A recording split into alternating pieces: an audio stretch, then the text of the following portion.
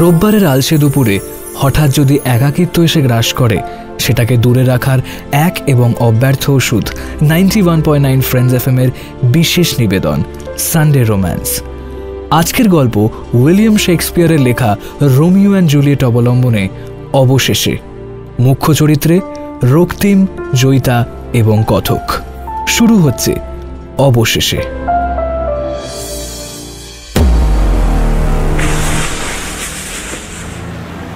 শিবুদা, ওইদিকে দেখো, জগদলের 2-3 জন ছোকরা আসছে। তাই নাকি? বন্দুকগুলো বার করি চহরি। আরে বাবা, এত জলদি মটকা গরম করলে চলবে?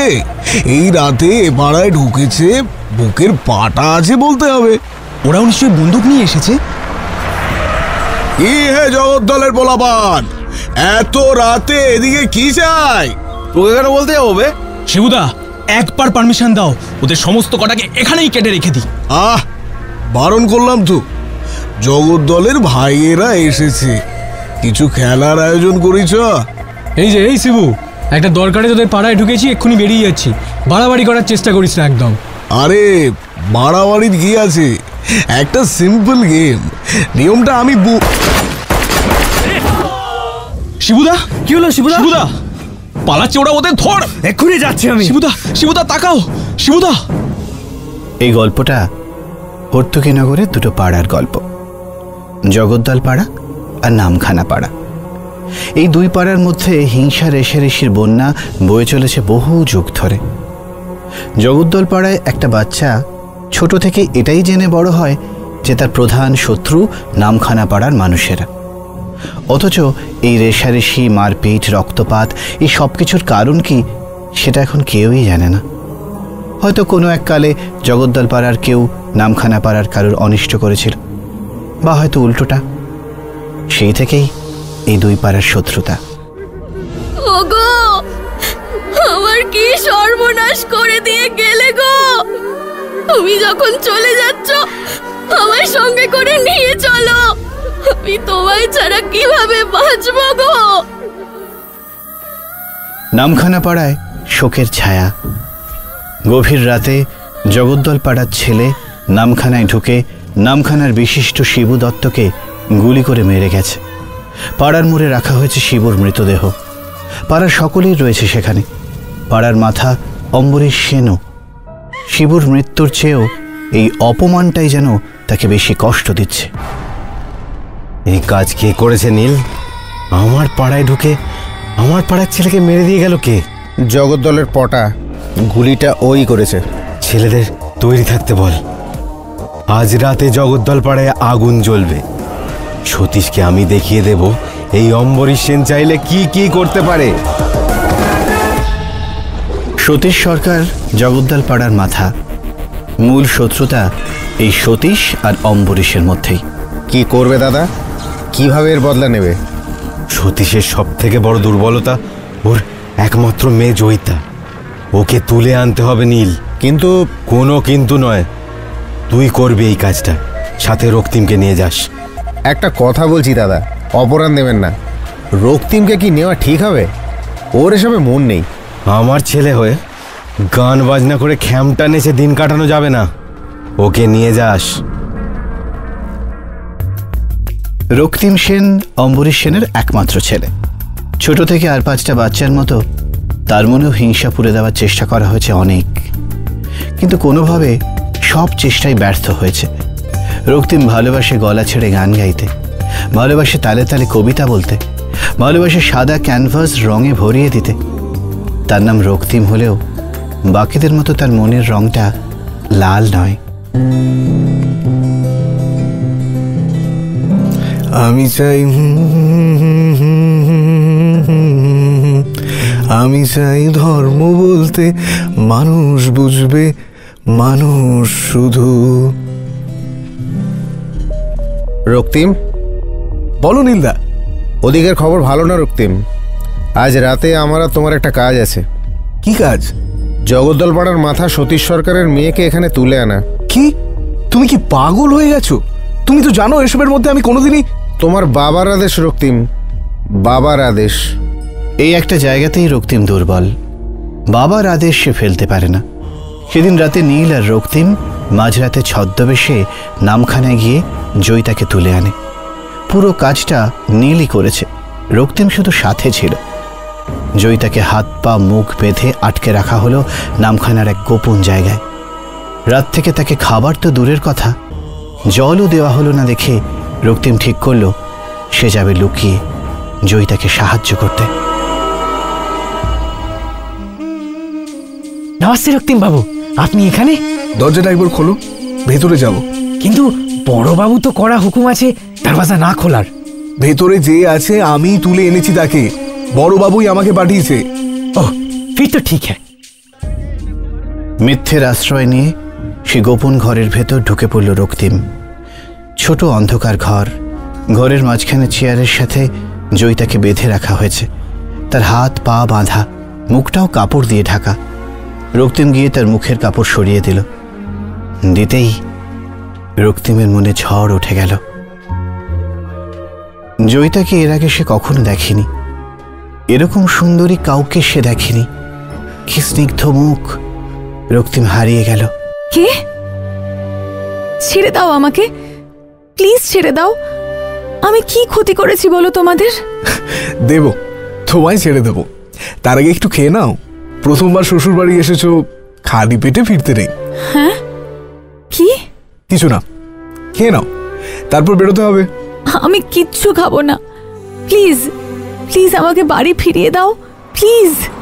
বাইরে ততক্ষণে জগদ্দলের লোকজন এসে হামলা করেছে। চোখের সামনে যাকে পাচ্ছে তাকে গুলি করছে। নামখানার ছেলেরাও বন্দুক নিয়ে তৈরি ছিল। শুরু হলো গুলির লড়াই, রক্ত দিয়ে দুই দলের হোলি খেলা। বাইরে কত গুলির আওয়াজ। তোমরা তোমরা কি আমায় মেরে ফেলবে? কেউ তোমায় মারবে না, আমি তো আছি। তোমায় শুধু এখান থেকে আমার বন্দি হয়ে বেরোতে হবে। ভয় পেও না, চলো আমার সঙ্গে। দারোয়ানজি। হাজি, বাহির মে বহুত খারাপ হাল আছে। জানি, এই সময় ওকে এখানে রাখা ঠিক হবে না। ওকে নিয়ে আমাদের বাড়ি যাচ্ছি, বাবার আদেশ। ठीक है जाइए, और ये बंदूक रखिए, काम आएगा। ওই অশান্তির মধ্যেই জয়িতাকে নিয়ে বেরিয়ে পড়ল রক্তিম। সকলের চোখের আড়ালে অলি গলি দিয়ে ছুটতে লাগলো দুজনেই। ওদিকে নয়, ওদিকে নয়, এদিকে। তুমি আমার হাতটা ধরো। কিন্তু কিন্তু ওই দিক থেকে তো গুলির শব্দ আসছে। ওটা শর্টকাট, ভরসা রাখো, দাও হাতটা। চলো। এই প্রথম হাত ধরা ওদের।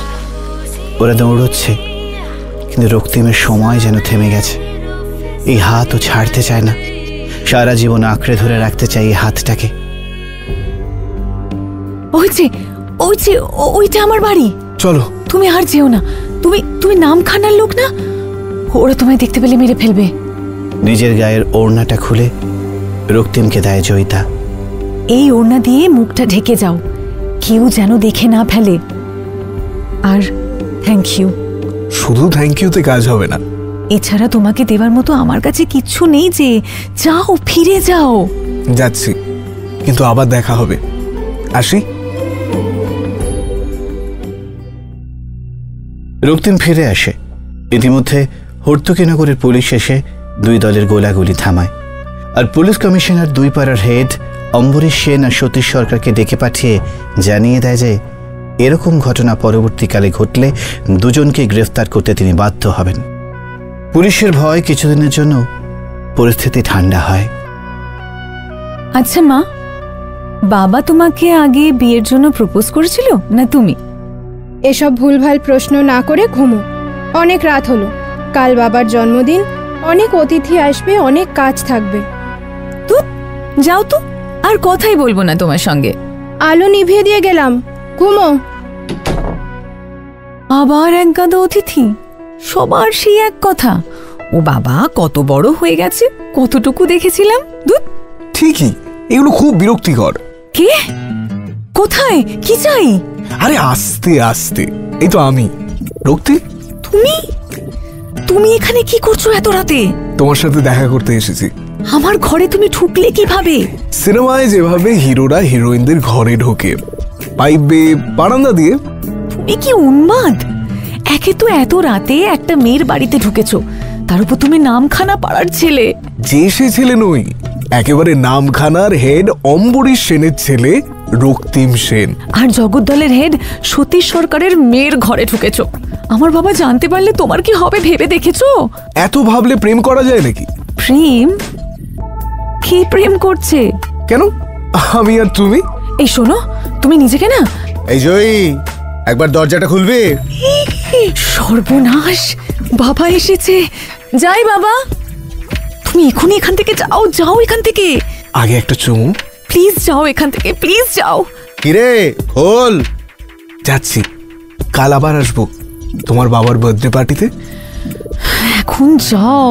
যাই বাবা, খুলছি। পরের দিন সত্যিই সতীশ সরকারের বাড়ি যাবে ঠিক করল রক্তিম, আর সঙ্গী হিসেবে তার সবচেয়ে কাছের বন্ধু নবীনকে বেছে নিল। কি বললি ভাই? তুই জগদ্দলের মাথা সতীশ সরকারের মেয়ের প্রেমে পড়েছিস?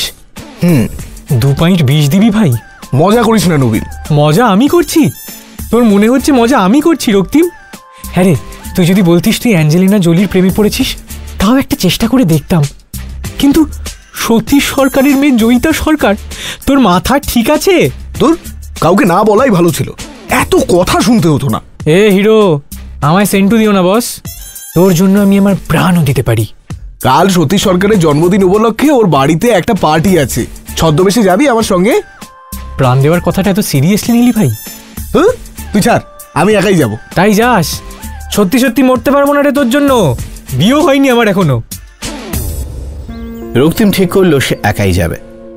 সন্ধ্যাবেলা বয়স্ক লোকের ছদ্মবেশে সতীশ সরকারের বাড়ির উদ্দেশ্যে রওনা দিল সে। ভগবান এই যাত্রায় বাঁচিয়ে নিও। ভগবানের ভরসায় সব যদি হয়েই যেত, তাহলে আমাকে ডেকেছিলি কেন? আপনি চিনতে পারিসনি তো? Very good, very good. তাহলে আমার ছদ্মবেশটা জমিয়ে হয়েছে বল।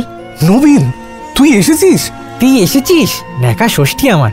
চ, কি আছে কপালে কে জানে। চ।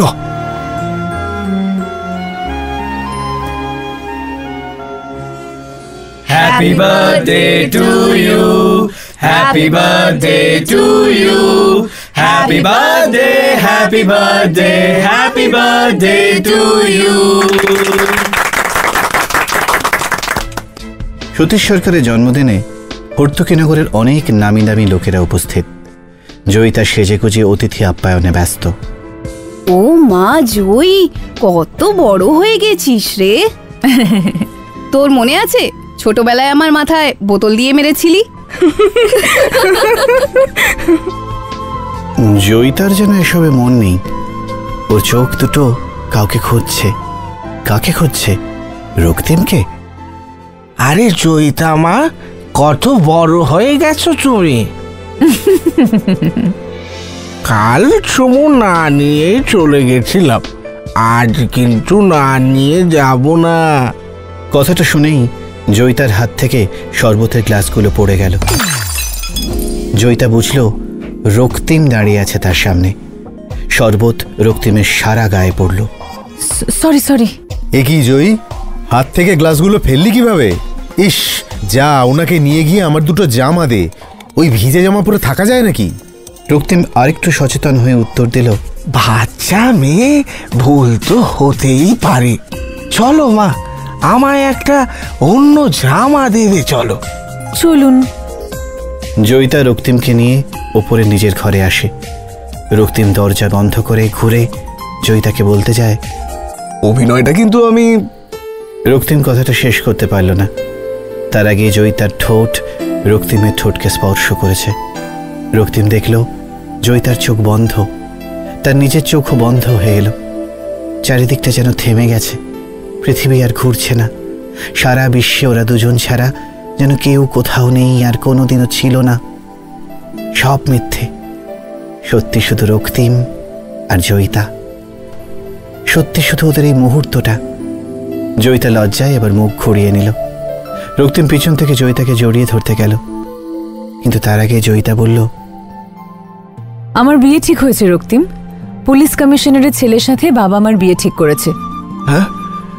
কি বলবো আমি বুঝতে পারছি না। কিচ্ছু বলো না রক্তিম, চলে যাও, চলে যাও এখান থেকে।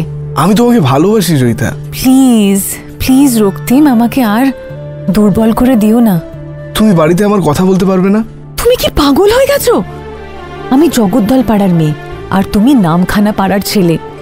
আমাদের বাবা মায়েরা কোনোদিন এই সম্পর্কটাকে মেনে নেবে বলে তোমার মনে হয়? তাহলে কি করব এখন? কিছু করার নেই রক্তিম, চলে যাও তুমি, ভুলে যাও আমাকে। পালাবে? হ্যাঁ, পালাবো? পালিয়ে যাবো কোথায়? থাকবো কোথায়? কেন, হর্তুকিনগরের বাইরে? এখান থেকে অনেক দূরে পালিয়ে চলো জয়িতা। একটা ছোট্ট 2 কামরার বাসায় থেকে যাব আমরা। কেন স্বপ্ন দেখাচ্ছ রক্তিম? এটা কি সত্যিই সম্ভব? সম্ভব। রক্তিম, আমি নবীন। কে? আমার বন্ধু। কি হয়েছে নবীন? ওনাকে নিচে সবাই খুঁজছে। তোদের নিচে যাওয়াটা দরকার এবার। আর সুযোগ পেলে আমরাও এবার পালাই। রাত বাড়ছে, এত রিস্ক নেওয়া ঠিক হবে না। আসছি। হ্যাঁ হ্যাঁ হ্যাঁ, চলো চলো এক্ষুনি। জয়িতা, 2 দিনের মধ্যে আসবো। আমি আর নবীন তোমায় নিয়ে পালাবো। আচ্ছা, তুমি থাকতে চাও তো আমার সাথে?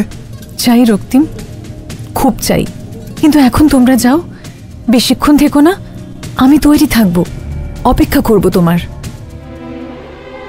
সবার চোখের আড়ালে সেদিন পালিয়ে আসে রক্তিম আর নবীন।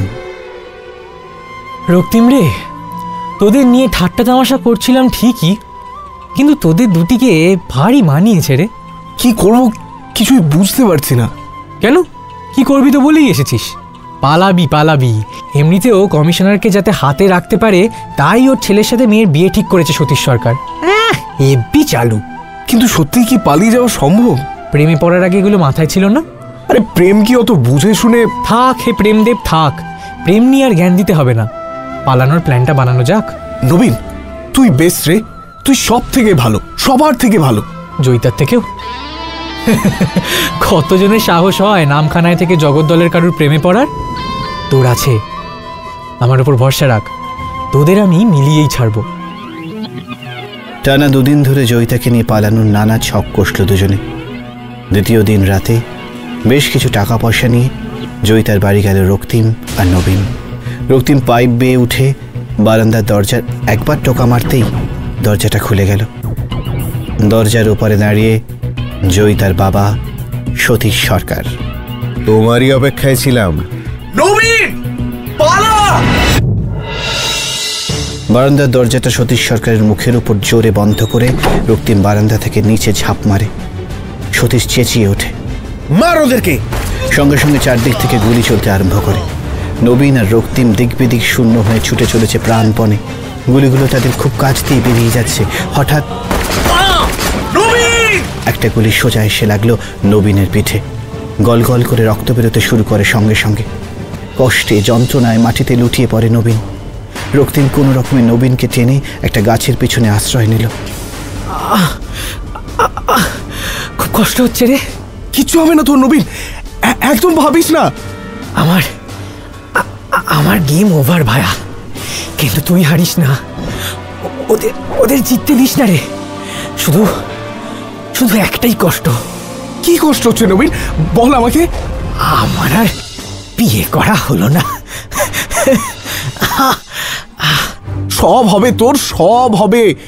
নবীন, নবীন, এই নবীন, নবীন! এর প্রতিশোধ আমি নেবই। কাউকে ছাড়বো না, আমি কাউকে ছাড়বো না। ওদিকে নিজের বাড়িতেই তখন বন্দি জয়িতা। কমিশনার সাহেবের সাথে আমার সব কথা হয়ে গেছে, কালই তোর বিয়ে। আমি কিছুতেই এ বিয়ে করব না। এই ডাইনি মেয়ে! জয়িতার চুলের মুঠি ধরে বলে সতীশ। বাবা, লাগছে। লাগুক, আমারও লেগেছিল যখন বাড়ির এক ঝিয়ের থেকে জানতে পারি আমার মেয়ের সাথে নাকি নামখানার এক ছেলে দেখা করতে আসে রাতে। খুব লাগছে বাবা, ছাড়ো। তোর রোমিওর সঙ্গে যে চেলাটা এসেছিল সে তো মরে গেছে। আর কমিশনার সাহেবকে বলেছি তোর রোমিওকেও এই হর্তুকিনগর থেকে বের করে দিতে। না খেতে পেয়ে মরবে স্কাউন্ডেলটা। আজ রাতটা প্রাণ ভরে কেঁদে নেওয়ার জন্য। কাল বিয়ে, কাল যেন চোখে এক ফোঁটাও জল না দেখি। আসলাম।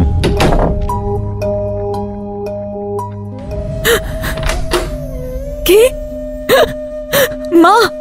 মা গো, কি ভুল করেছিলাম মা?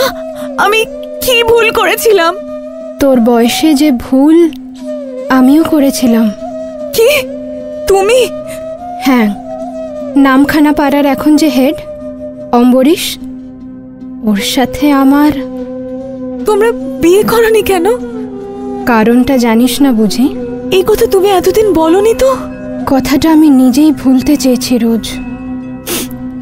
পেরেছো কি? শোন আমার কথা, এ বিয়ে তোকে করতে হবে না, তবে তার জন্য তোকে একটা ওষুধ খেতে হবে। হ্যাঁ? কি কি ওষুধ? কি হবে খেলে? জ্ঞান থাকবে না অনেকক্ষণ। একটা সুইসাইড নোট লিখে ওষুধটা খেয়ে নিস। সবাই ভাববে তুই মরে গেছিস, বাকিটা আমি সামলে নেব। এই ওষুধ তোমার কাছে কি করে ছিল? হয়তো আজকের দিনের জন্যই। নে, একটু ঘুমিয়ে নিয়ে সকালে সবাই ওঠার আগে ওষুধটা খেয়ে নিস। মায়ের কথা মতো পরের দিন সকালবেলা উঠে একটা সুইসাইড নোট লিখে ওষুধটা খেয়ে নিল জয়িতা। ওদিকে রক্তিমের সারা গায়ে তখন নবীনের রক্ত লেগে। বন্দুক নিয়ে এসেছে সে সতীশ সরকারকে মারবে বলে, তার বন্ধুর মৃত্যুর প্রতিশোধ নেবে বলে। পাইপ বেয়ে উঠে জয়িতার ঘরে ঢুকে জয়িতার সুইসাইড নোট দেখতে পায় রক্তিম। পাশে জয়িতা শুয়ে, নিজের চোখকে বিশ্বাস করে উঠতে পারছে না সে। নবীন আর জয়িতাকে একসাথে হারিয়ে ফেলল রক্তিম। জয়িতা, জয়িতা, তুমি এটা কি করলে জয়িতা? আমি তো এসেছি আমি তোমাকে নিতে, তুমি চলে গেলে। আমি তোমাকে নিয়ে যাবো বলে এসেছি, যখন তোমাকে নিয়ে আমি যাবই। এরা কেউ ভালো নয় জয়িতা, এরা তোমাকে শেষ দেখার যোগ্য নয়। তোমাকে নিয়ে যাবো আমি। দুহাত দিয়ে অতি সাবধানে জয়িতাকে তুলে ছুটে গেল পাড়ার বাইরে জঙ্গলের দিকে। গিয়ে ওই গাছটার পেছনে গিয়েই বসল। এই গাছটার নিচে গতকাল রাতে শেষ নিঃশ্বাস ত্যাগ করেছে নবীন। জয়িতা, এই দেখো বন্দুক। আমি কোনোদিনও বন্দুক ধরিনি এর আগে, জানো? তোমার জন্য তুলেছি আজ, তোমার বাবাকে মেরে তোমায় নিয়ে যাব বলে। আর এখন তুমি নেই। এই বন্দুক নিয়ে এবার আমি কি করবো জয়িতা? কি করবো আমি? কি করবো? নিজের মাথার কাছে বন্দুক ঠেকিয়ে গুলি চালিয়ে দিল রক্তিম। জয়িতার বুকে লুটিয়ে পড়ল সে। জয়িতাকে জড়িয়ে ধরে। খোদার কসম জান, আমি ভালোবেসেছি। জয়িতাকে জড়িয়ে ধরে জীবনের শেষ নিঃশ্বাস ত্যাগ করল রক্তিম। সকাল পেরিয়ে সন্ধে নেমে এসেছে। জয়িতার একটু একটু করে জ্ঞান ফিরছে। জ্ঞান ফিরতেই সে বুঝল তারই বুকে মরে পড়ে আছে রক্তিম। এ কি রক্তিম, তুমি? কথা আটকে গেল জয়িতার। পাশে রক্তিমের বন্দুকটা পড়েছিল, সেটাকে তুলে নিয়ে নিজের কপালে ঠেকিয়ে শুধু বলল, চলো রক্তিম, চলো, এই সব কিছু ছেড়ে দূরে কোথাও চলো।